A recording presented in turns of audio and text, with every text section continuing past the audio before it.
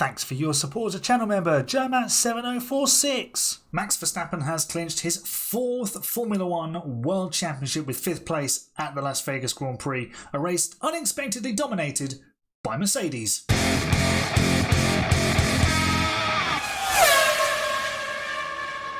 Hello folks, and welcome to my reaction to the 2024 Las Vegas Grand Prix, won in dominant fashion by Mercedes driver George Russell. We'll talk about him, we'll talk about Lewis Hamilton moving from 10th to 2nd place in a Mercedes 1-2, their first that they can keep in 2024, making it all 4 top teams securing a 1-2 finish across this season, showing how competitive Formula One truly has become. We're going to talk about Max Verstappen clinching his 4th World Championship, of course, and we're going to discuss whether the Mercedes battle could have been more exciting had Lewis started at the front, and whether we were kind of missing out on that showdown moment that we've been looking for a while between George Russell and Lewis Hamilton.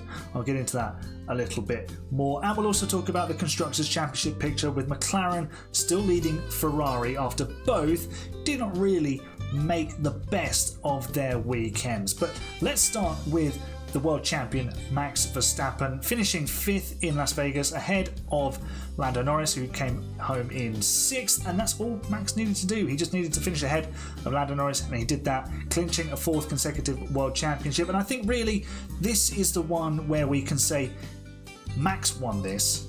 It wasn't the car, it wasn't anything else, it wasn't anything other than Max Verstappen winning the World Championship for Red Bull this year.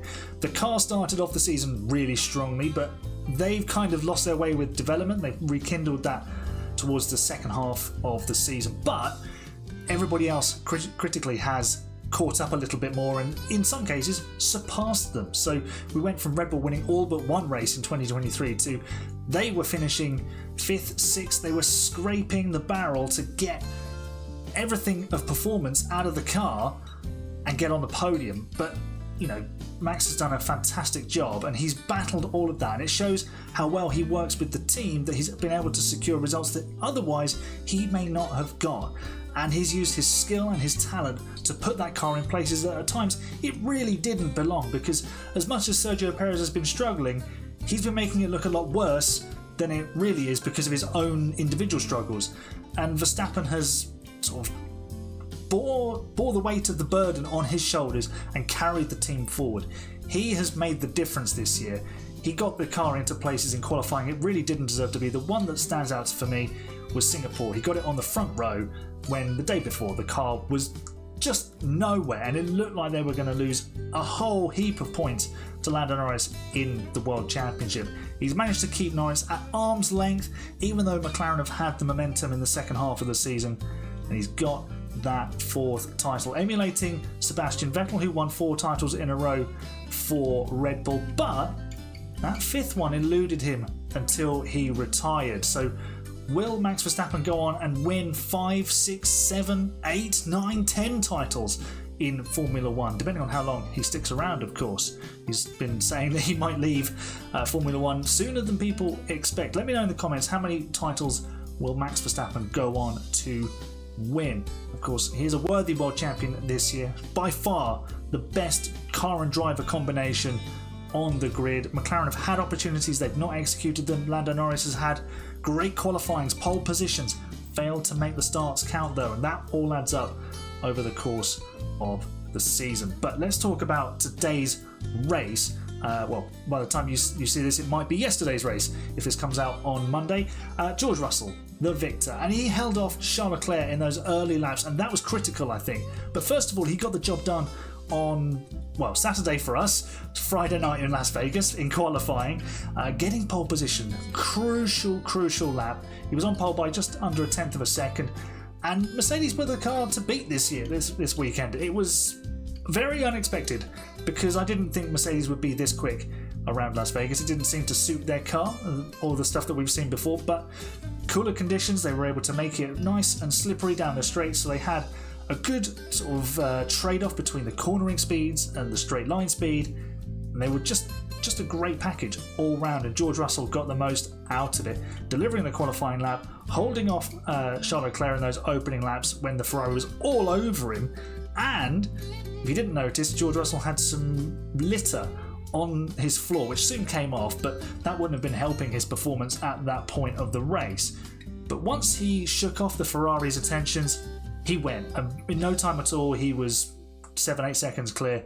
And basically, the biggest compliment he was paid was the TV directors lost interest in him and decided they were going to look at the battle for 14th, or, Lewis Hamilton's progress, Max Verstappen defending against the Ferraris. We didn't see George Russell really until Hamilton got within 5 seconds of him later on in the race, and then eventually George crossing the line to win the race. But look, George is a driver, I think, that splits opinion slightly unfairly. He's clearly a very, very good driver.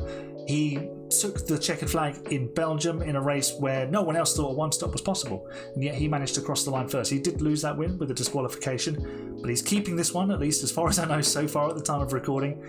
He's matched Lewis Hamilton. Yes, this is probably not the very best version of Lewis Hamilton that we're seeing. I think there's another level to Lewis. When the car comes on song, you see he can elevate his level, and I'll talk about that in a moment. But George is matching Lewis. He's beating him in the World Championship at the moment. So, look, I don't see what people's problem is with George Russell. I think he's a fantastic driver. He has the ability to go on and win World Championships. He will win many, many more races for Mercedes, that's for sure. And let's talk about a bloke who has won a lot of races for Mercedes over the years. Lewis Hamilton, qualified 10th, should have been maybe front row, definitely front 2 rows in qualifying, but that scuffed Q3 really, really killed all of his chances of winning this race. He did say post-race that if he'd qualified closer to the front, it would have been a breeze. I'm not sure it would have been that easy, but it was an excellent recovery. He moved his way through the pack. And this leads me to the question, did we miss out on that Lewis versus George showdown that we've been looking for over the last 3 seasons? Obviously, they were 1-2 in Brazil in 2022. We've seen them go wheel to wheel for other lower positions in races since Canada this year. Lewis and George fighting very hard in the closing laps there, but only for a podium. Haven't seen them go toe-to-toe for a race victory, and today could have been a really good opportunity to see just where they fare against each other. Can George cut it against Lewis in the same machinery, the same circuit, on the same day, and can he win? I don't know if he would have been able to hold off Lewis today.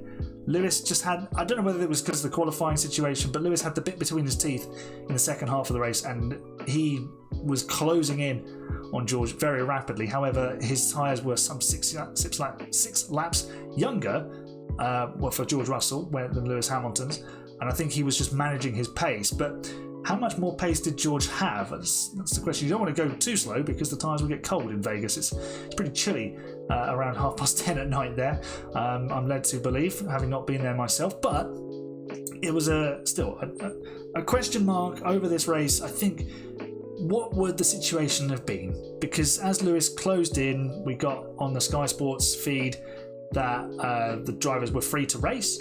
Would they have raced? I'm sure they would have raced cleanly, but we've seen it with Mercedes drivers in the past where they've been at the front, dominating the race, and it's all gone terribly wrong. So who knows? Who knows? Let me know as well, in addition to how many titles will Verstappen win, who would have come out in a straight head-to-head fight today? Did George Russell have the measure of Lewis Hamilton, or was Lewis, if he'd qualified at the front, actually the fastest man around the streets of Vegas today? That's a question that I think needs answering. I think we've missed out on that opportunity to see them go toe to toe. What could have been, eh? Let's move on to the Constructors Championship with McLaren and Ferrari. It's a 24-point gap as we head into the final 2 rounds. Ferrari with their 3rd and 4th, Sainz on the podium today.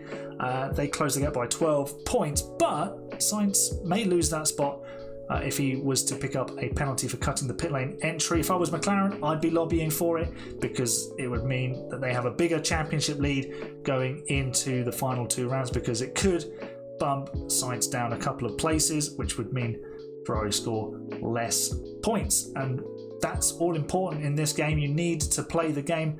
McLaren weren't able to bring that clever rear wing that they had in Baku. They weren't able to bring it to Las Vegas because they were told to make changes. So they've got to play the game back. They've got to.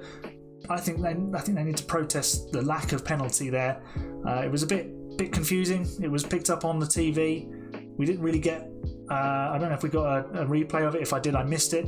But it's it was a weird one because we've seen drivers penalised for that before. But 24-point gap. We expect McLaren to be strong in Qatar. Abu Dhabi, who would that favour? Maybe a bit more McLaren. Perhaps Ferrari in the low-speed corners. Could be an interesting battle, but for me, Ferrari need to win at least one of the final 2 races to stand any chance, or McLaren have to have an absolute disaster. Their car's wiped out in a first corner crash or something. You know, they need to score no points at one of these races. And also there is the sprint race in Qatar next weekend as well. So lots to play for. Still advantage McLaren, despite the 12-point gain for Ferrari in Vegas. But yeah, McLaren will be kind of on the back foot after this one. They'll be looking to bounce back next week in Qatar, and then of course the week later in Abu Dhabi. They consult their first constructors crown since 1998. Mika Hakkinen and David Coulthard, the drivers back in the day. They would have won it in 2007, but they got thrown out for Spygate. And of course Ferrari haven't won anything since 2008, and that is that Glock moment. They won the Constructors Championship that season ahead of McLaren.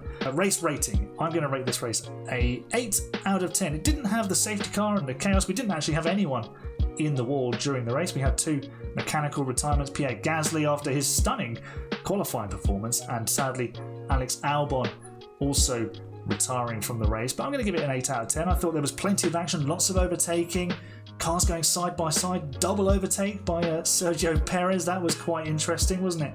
Lots of excitement. I think the Vegas circuit actually works really well. You've got some slow twisty corners, a little bit of high speed, and a really long straight. And if it's, obviously it's low drag, so the DRS is less powerful, but if you get close enough, if you're quick enough, you can make progress. And Lewis Hamilton showed that, other drivers showed that, and also the tyres. If you don't get them warmed up, they don't work. You lose so much speed, and a team that can get their tyres warmed up will get a surprise result perhaps. We saw Tsunoda and Hülkenberg both finish ahead of Perez, and maybe we should have seen it the other way around. But very intriguing race, interesting strategy because it was borderline 1 stop. Everyone ended up doing a 2 stop, so when they made that second stop was interesting. The undercut was quite powerful, Hamilton using that to good advantage. He also stayed out longer in the first stint to make progress in that sense. So you could have done it 2 ways depending on how your car was working with the tyres. So yeah, I thought it was a really interesting race.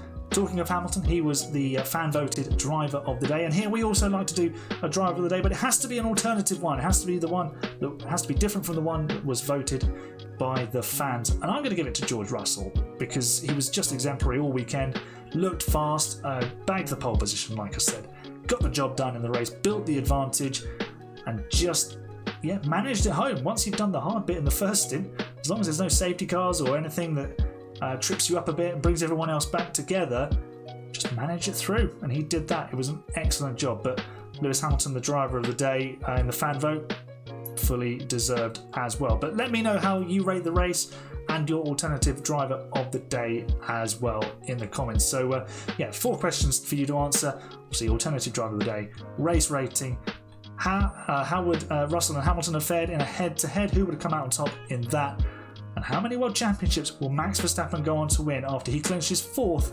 today in Las Vegas? That's my thoughts on the Grand Prix. Let me know yours in the comments, and I'll see you in the next video. You're the best fans.